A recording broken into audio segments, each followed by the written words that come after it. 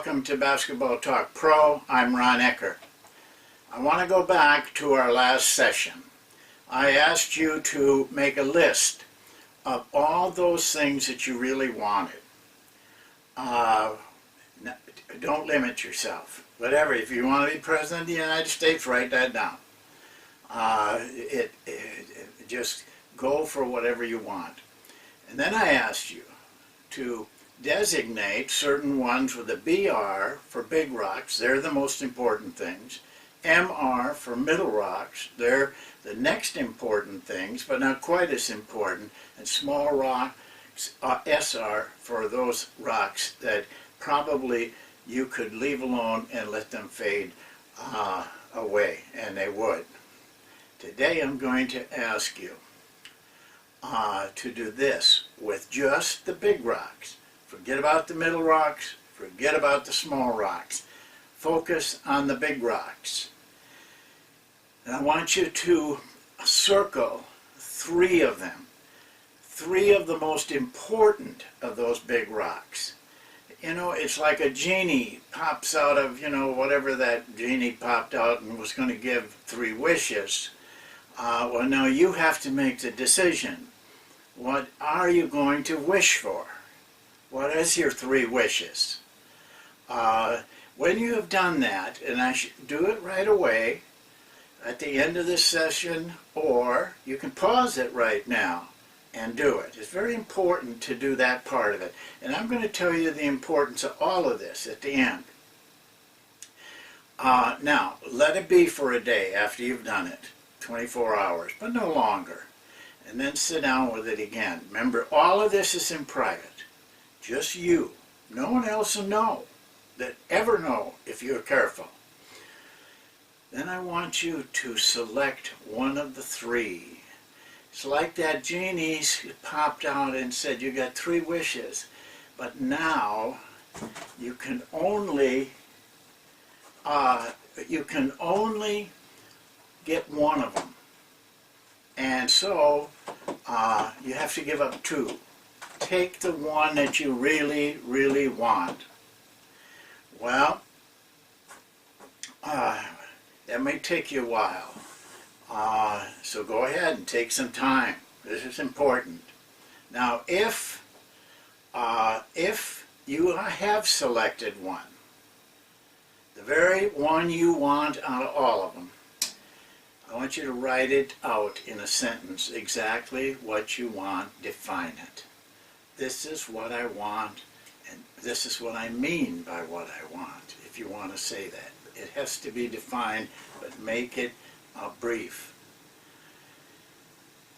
Why is it important, all of this? Well, it's very simple.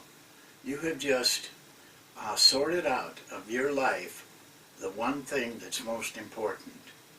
That is your true north, regardless of what it is. That's the thing that you want your compass pointed to every day, every week, every month, every year. Now, I want you to write that out on a card or someplace, and every morning when you get up, read it. Read it out loud, if you can, privately, or whisper it.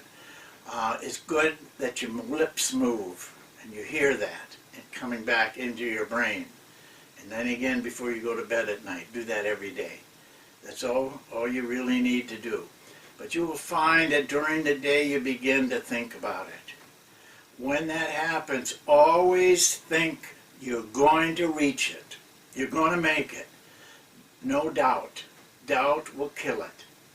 You have to bring yourself to a point where you're very emotional about reaching what you want. Down the road, it'll get narrower and narrower. You'll focus more and more on that one wish, and then you're very likely to make it. My guess is you will. It's worked for me since I was just out of college. It's always worked for me. If it fails, it's because I had doubt. Anytime I was confident of it, it works. Today, we're talking about preparing for an opponent. Let me qualify this. I never change what we're doing for an opponent. We're going to do our thing, offensively and defensively, regardless of who we play, what style they play, what kind of players they got. We're going to play our game. We're going to do our thing, the thing that we've practiced and that we've developed a lot of skill at doing. Even for the big games, I've never changed.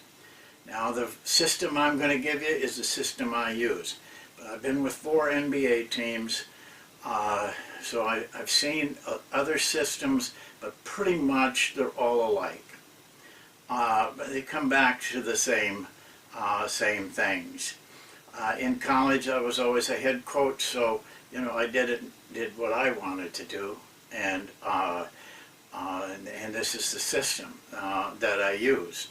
There's 4 parts to it, and I want to go through each part so that you understand it clearly, because it is a very important part of your success. It's an important part of winning consistently, how you prepare for your opponents. So, these 4 parts. Number 1 is research. I don't know how much time you have. Sometimes you have 3-4 days. Sometimes you may only have a day. You may not even have that. But somewhere in there you got to find enough time to research your opponent. There's 2 things that I make all my decisions on. One is their play sheet. We do their plays, but we just don't draw them out. We keep track of how many points they scored and how many times they ran it. You know, the guys that have been in the Measuring Basketball Performance Statistics course, how we do that. What we're trying to do with the play sheet is to narrow down to 4 to 5 plays that they have to run to win. Don't get carried away with all of their plays. Focus on only those plays that they have to succeed in, because that's the plays you're going to see. And you can't learn all of their plays, and you don't need to, because the ones that are not in this category, they're probably not going to run them very well anyway, or they'd be in this category. So don't worry about all that fluff stuff on the side. Get it down to 4 or 5 plays that this is how you evaluate it. Do they need these plays to win, to beat us? It may be only 3. I've had days like that where, hey, they only got these 3 plays are the only ones we have to worry about. Because those are the ones you're going to worry about defending. Not worry about it, but be prepared for it. The second sheet is the player evaluation. I've shown it in a couple other videos. I just showed it on Atlanta. It tells me everything. I live with that sheet. I scrutinize that sheet when we get it prepared. And it's not hard to prepare. You just take it right off of the statistics. But if you use our method, you're going to get a rating. You're going to see which players contribute most to winning. You're going to see their per minute stuff. You're going to see most everything you need. Now what I do is when I get that sheet, I mark it up. I put a bracket around their strengths. I see 50% on 2s, I bracket that. When I look at it again, I want to be drawn to that. You bracket their strength areas statistically. Don't start to think beyond that. Just do it. Put a circle around the weak areas. Their only offensive rebounding is 22%. That tells me something. Put a 0 around that. Then you go through the players and do the same thing. And you're going to have, at the end, you're going to have a real picture of their team. Probably a better picture than their coach and their players have. This is research. We spend a lot of time at it. If we only got a day, a night, then we stay up all night until we get it done. If we have to, we get up at 3 in the morning to get it done. But we generally try to finish it in the evening, even if the evening becomes 1 or 2 in the morning. We have to do it. If you got more time, that's fine. But, you know, in this business, it changes from day to day. You got to be prepared to do it when you can, or when you have the time. Now, we take all this research, and my assistants help me. When we're doing it, I always do the films with them. They do the, you know, they're doing, some of them are taking one aspect, another aspect, but they're working as I'm working, but we're seeing the same thing, and we're talking. Oh, look at that. You know, see how he did that? You know, we're seeing all those things. All three of us, usually it's three, are giving insight, little things. But for me, I'm remembering all those little things that they say.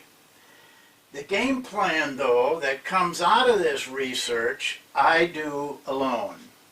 I get up early in the morning, shut down everything, it's quiet, I get coffee, and I develop a game plan from the research. And then I give it to the assistants as soon as I can, or usually, a lot of times it's just before we go out to shoot around. So that's phase one. Takes the most time. During this phase, I immerse myself in that opponent to such a degree that I get sick of them by the time the game is, we get to the game. I'm tired of them, tired of seeing them, tired of thinking about them. But all of this thinking is stuff going into your computer up here. I do the game plan. I give it to the assistants. Shoot around. You're doing something like a shoot around. I'm used to shoot arounds the day of the game. Sometimes we can't have them. We have to have meetings. I don't like that, but we treat it just exactly the same. Now, all this stuff that I've been doing, the assistants have been doing, the players don't get that. That's for us. We glean out what's important. They only get a few things. They got to play the game. I don't want them all muddled up with all kinds of things that they got to remember. We give them 3 things on offense, 3 things on defense. That's it. We have to have the confidence that we know which 3 are the things that we want them to be aware of on both of them. You can be wrong. Of course, everybody's wrong.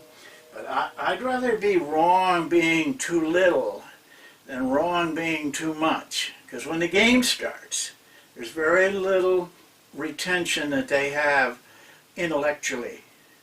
Their retention is instinctively. And so I don't want them to have a lot. I don't want them to think a lot.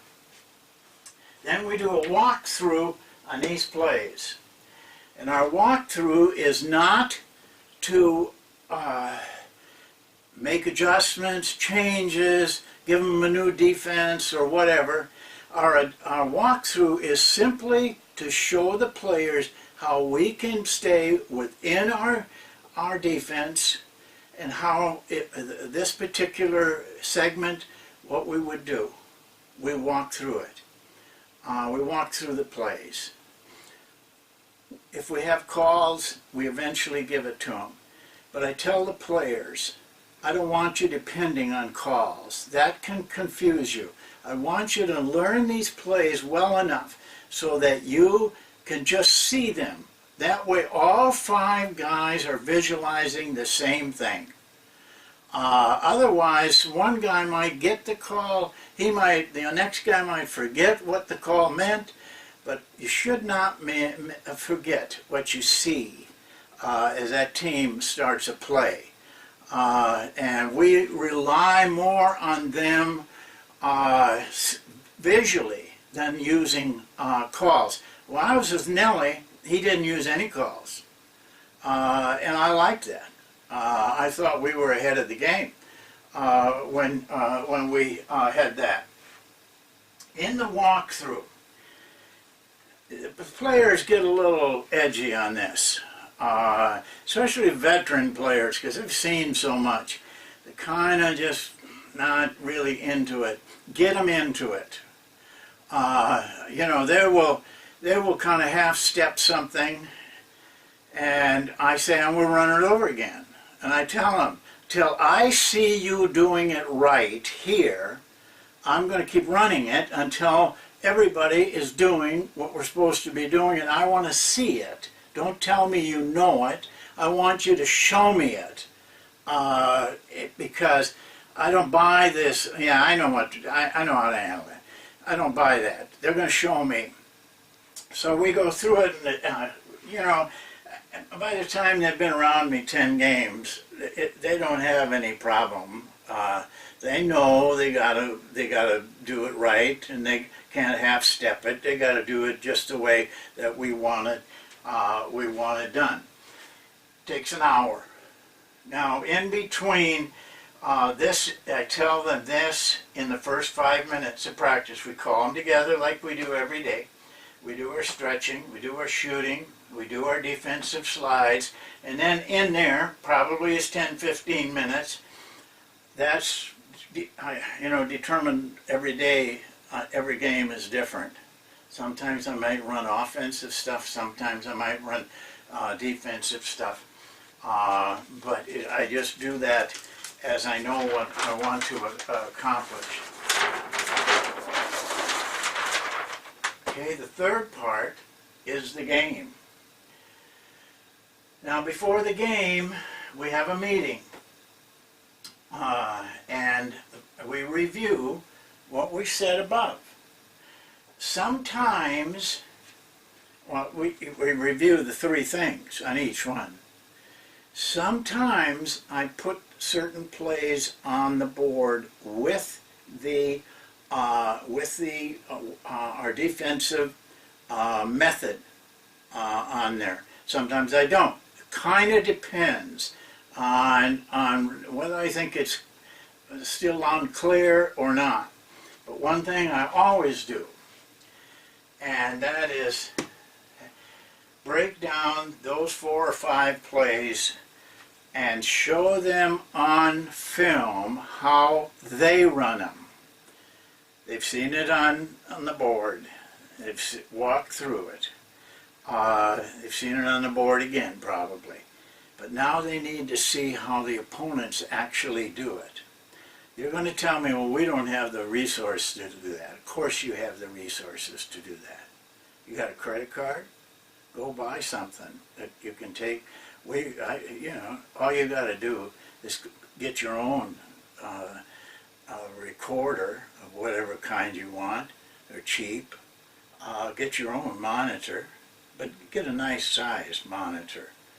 And somebody's got to carry that to the game. Somebody's got to carry it when you're playing on the road. That shouldn't be so hard. Don't tell me you can't do that. I know you can do that. If you can't buy it, go down and beg for it. You know, go down to the store and say, geez, I don't have any money, but I'm the coach of this team, and we need to have this. You know, most of them will say, well, go ahead and take, this isn't selling. But have it, because you need it.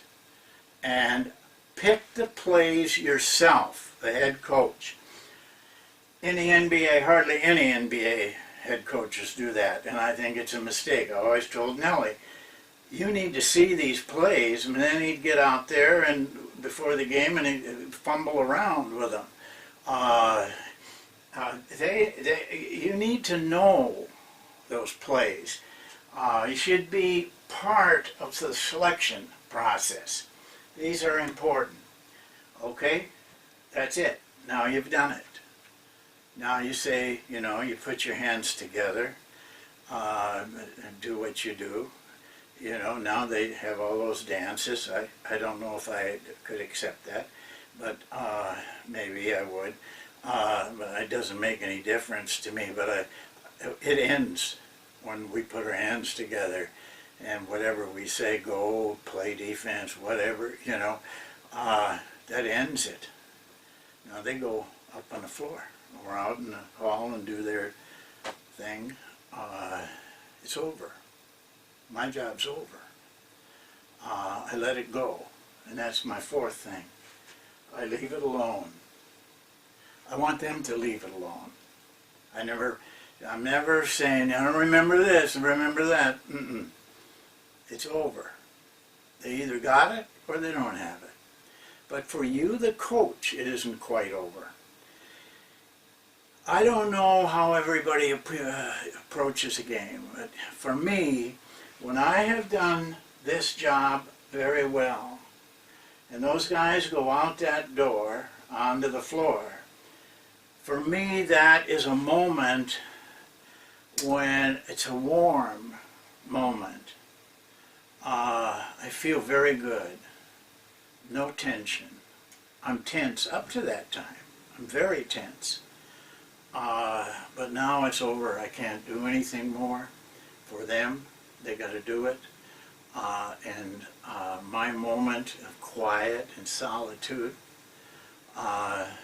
is one of complete confidence. Every time I walk on that floor, I'm confident that we know what we're doing, that we've got a better than average chance of winning, and I don't care who is down at the other end warming up. I very seldom worry about individual players. There are times we do, especially in the playoffs, when you see them a lot. I don't worry about what they're doing. We've prepared our players. I want us to do what we do. We play our game. They have to convert to us. We're not converting to them. And if you play your game all the time, if they don't play their game on a night, you're going to win. And so don't get tied up in that. It's not difficult. It's simple, but it's hard work. You put this kind of work into every game, you'll be prepared. That doesn't guarantee a win, but it draws you closer to the opportunity to win. What you do in practice, what you do preparing your team to play well in a game, that's the essence of winning.